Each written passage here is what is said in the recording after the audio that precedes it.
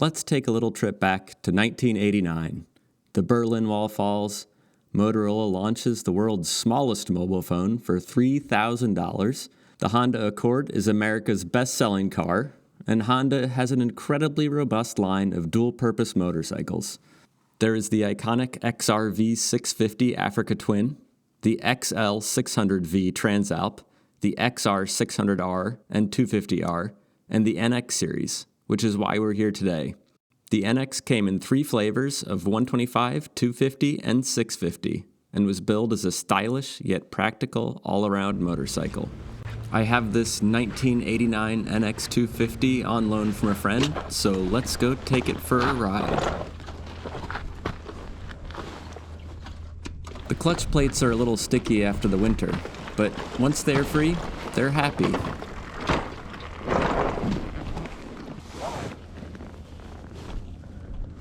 Fuel on, choke on, key on. It wants the neutral. There it goes. It's a Honda. Too much good. All of the NX models had electric start, which is a big selling point for a motorbike that can be used for commuting, especially if you've ever kickstarted an XR600R. Feels great if you get it on the first try, but otherwise it can be a workout. As far as I can tell, this was the first small-bore adventure bike, and Honda wouldn't try again until 2017 with the CRF250L Rally, which is remarkably similar if you look at the spec sheets. The NX250 was definitely ahead of its time, with a water-cooled 249cc single putting out a claimed 26 horsepower, which was maybe a little optimistic. But that's right in the range of the modern fuel-injected 250s. Oh, and it has a 6-speed transmission. The KLR still doesn't have one of those. The oil change interval is 8,000 miles, and the valve check interval is 24,000 miles, which is pretty incredible for a 25-year-old machine. Not that I would wait 8,000 miles to change the oil. Coming from the late 80s, the NX250 has unusual wheels for today's standards. The front 19-inch is pretty normal for more street-oriented dual-purpose machines, but the rear 16-inch certainly doesn't conform to current trends. This used to be a real problem since the only knobs you could buy were off-brand, hockey puck hard Duro tires. Fortunately, Bridgestone was kind enough to release their excellent AX41 in a 120/90 R16. With modern rubber, the smaller wheel size isn't a detriment at all, and they make this bike a lot of fun on tight, twisty roads. And you can have just as much fun on gravel as pavement. It's predictable and playful just about everywhere. With 8.7 inches of travel in the front and 7.9 in the rear, non-adjustable of course, the spec puts it right in line with many popular ADV bikes today. Sure, it's a little soft, even with the recommended SV650 shock in the rear, but that is so often the complaint about modern ADV bikes, including the 250 and 300 Rally. As long as you don't push too hard, it works just fine, and I didn't manage to find the limits of the forks during my time with the bike. And I only hit the rear bump stop once.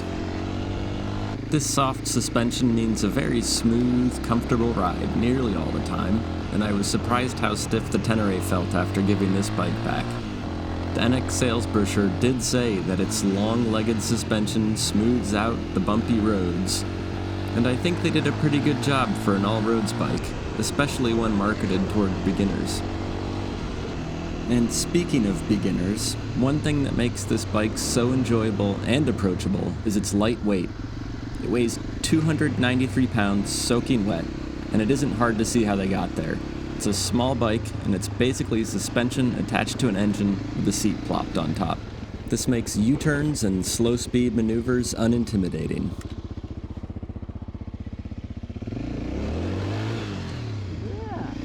Or maybe amusing is the better adjective for this.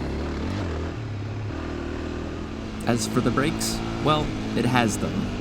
The rear, while a drum, is perfectly suitable for this bike, but the front disc delivers exactly the performance you would expect from a motorcycle designed in the 1980s.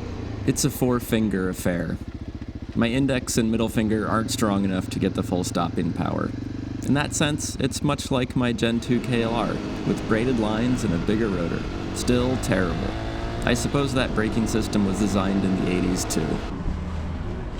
The fuel capacity is the one area that is a little lacking if you want to put this in the modern adventure bike category.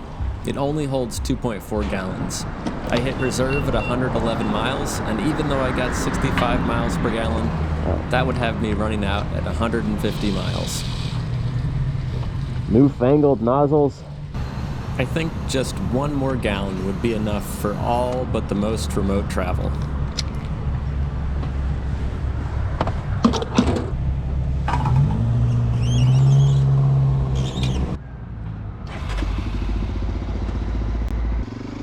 There's something that's so satisfying about this analog instrument cluster.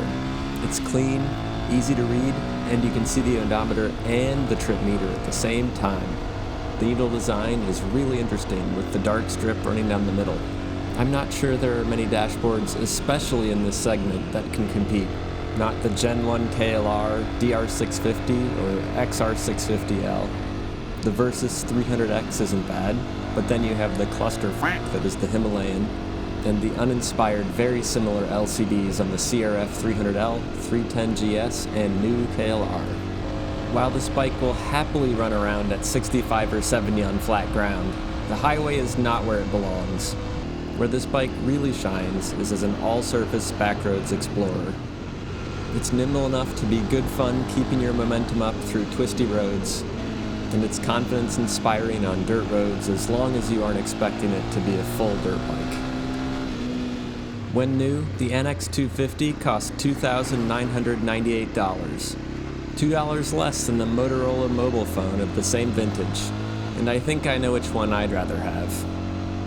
Today, really nice examples will set you back $4,000 to $5,000, which puts it in the same price range as a used CRF250 Rally.